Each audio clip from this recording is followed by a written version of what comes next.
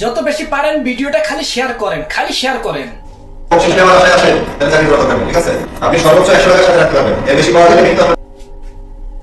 হয়তোবা ইনশাল্লাহ এখন আমাদের বাংলাদেশ যে ঢাকা এয়ারপোর্টটা বর্তমানে হয়তোবা একটু শান্তি শৃঙ্খল হতে পারে যতদিন উনি থাকে।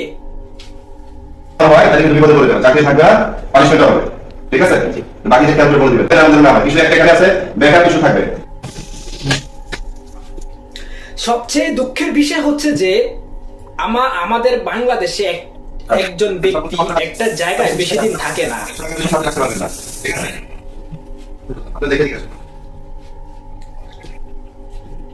আপনারা সবাই ভিডিওটা বেশি বেশি করে শেয়ার করেন, বেশি বেশি করে শেয়ার করেন। আমাদের ঢাকা এয়ারপোর্টে সিস্টেম